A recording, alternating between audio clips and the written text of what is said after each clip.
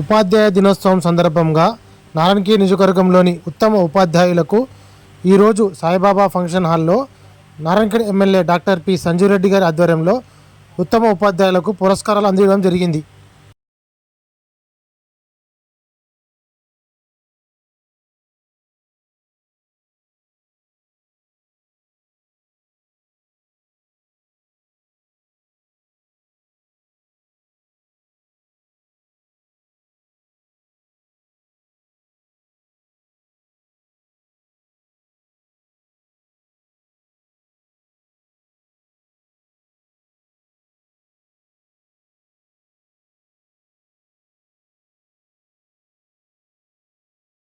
రాధాకృష్ణ గారి జయంతి సందర్భంగా ఉపాధ్యాయ దినోత్సవాన్ని జరుపుకోవడం జరుగుతూ ఉంది.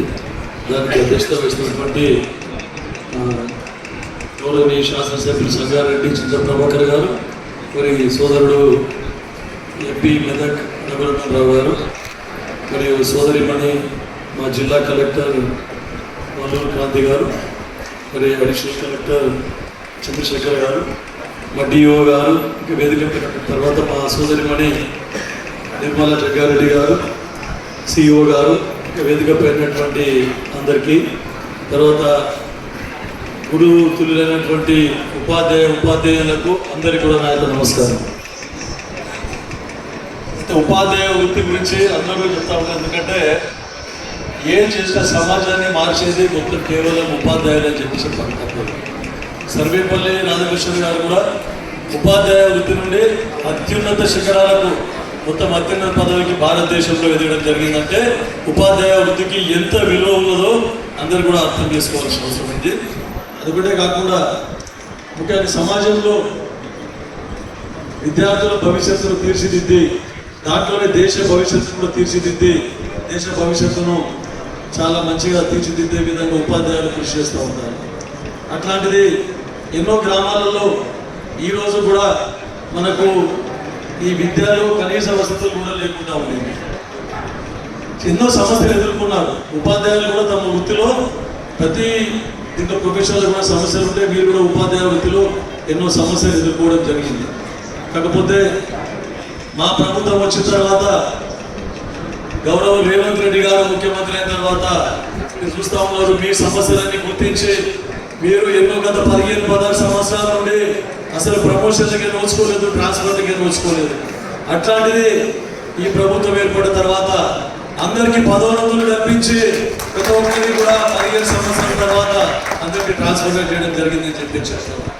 తర్వాత ముఖ్యంగా మనకు మౌలిక సదుపాయాలు పాఠశాలలో చేసుకోవడానికి కనీసం టాయిలెట్స్ లేవు, తాగే నీళ్లు లేవు, కాంపౌండ్ వాల్స్ లేవు.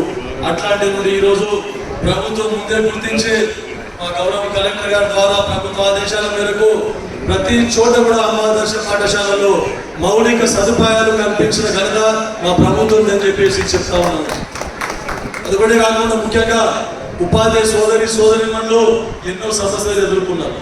ఎందుకంటే 370 జీవో వచ్చిన తర్వాత దాని లోటుపాట్లు చాలా అంటే చాలా, ఎంతో మంది బిడ్డలు ఎత్తుకొని సుదూర ప్రాంతాలకు వారి ఉద్యోగ రీత్యా పోవడం జరిగింది.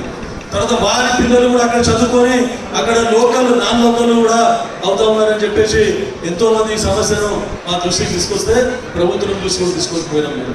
అయితే ప్రభుత్వము దాంట్లో కొన్ని మార్పులు చేర్పులు చేసి కొంతమంది రిలాక్సేషన్ చేసి ఈరోజు ట్రాన్స్ఫర్ చేయడం జరిగింది. దాంట్లో కూడా దానికి కూడా ఒక కమిటీ చేసి మా గౌరవ ఎవరైతే దామోదర్ రాజనరసింహ గారు ఆరోగ్య శాఖ మంత్రి ఉన్నారో వారిని చైర్మన్ గా ఒక కమిటీ వేయడం జరిగింది. ఈరోజు దాని లోటుపాట్లన్నీ దాంట్లో వివరిస్తుంటే తెలుసుకొని దాంతో ఇంకా ఏమైనా ఉంటే కూడా 370 రద్దు చేయడమా, ఇంకేమైనా మార్పులు చేర్పు చేయడమా, ఉపాధ్యాయ సోదరిమణులకు అన్ని అనుకూలమయ్యే విధంగా వారు దాన్ని మార్పులు చేర్పులు తీసుకొస్తారని చెప్తా ఉన్నాం. ఇంకా చాలా సమస్యలు ఎదుర్కొంటా ఉన్నాం. ముఖ్యంగా అందరికంటే ఇంకా